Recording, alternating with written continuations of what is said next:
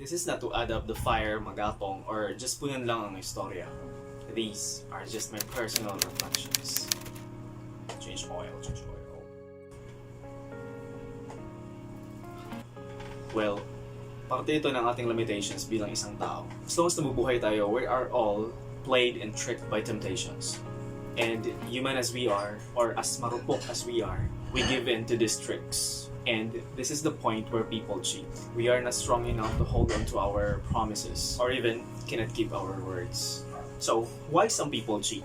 The reasons may vary.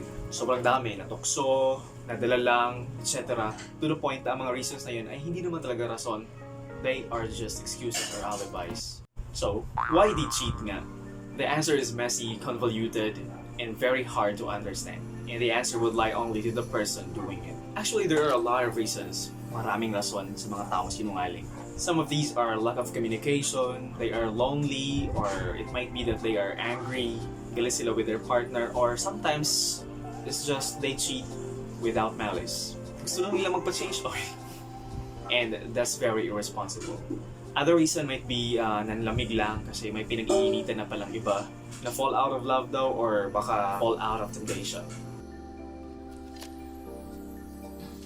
Every day is a test, and if you give in to these tests, you lose everything. Pwedeng maging successful ka sa pag-cheat without the world knowing, but you can never be successful as the person or partner that you ought to be. Nangyayari is, there will always be a void in your heart, in the space in your heart. Sa sarili mo, may butas ka. And kapag hindi ka nagbago for the better, you will always get trapped in that hole, that space inside you, that hole of responsibility and immaturity. When someone cheats, that is an indication that that person is a broken vase.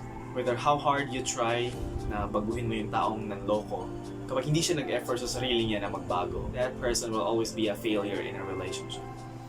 So, do not settle for someone less than what you deserve. Sabi nga, di ba, you deserve what you tolerate. So when someone is acting out of frame, so maybe communication is a key, that is really important. You talk, mag-usap kayo, but if symptoms persist, kasi sakit yan, you have to consult yourself. Or kung still ginagawa pa rin niya, if symptoms still persist, insult your partner. No, you have to move away. You have to protect yourself, you have to guard your heart. Guard your heart kaysa palagi kang mag-guard sa kanya. Palagi kang magbabantay, hindi ka haso. So the bottom line is, take charge of your actions. Be responsible sa relationship na binibuild nyo. Remember always, it takes two to tango. Pero kapag ikaw na lang yung sumasayaw at yung isa ay umaayaw na, huwag kang maging tanga. Hindi na sweet music ang nakaplay. Huwag mong aliwin ang sarili mo para magkunwaring okay pa kayo. So I'm ending this video saying, change oil muna, no?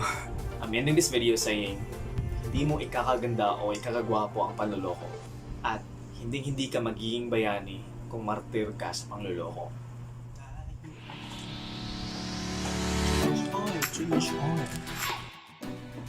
Thank you so much for watching, and if you like or you don't like or hate this video, please do consider subscribing by clicking the subscribe button and smash that notification bell for you to be notified sa ating upload next year by 2022. Thank you so much for watching. See you again next year.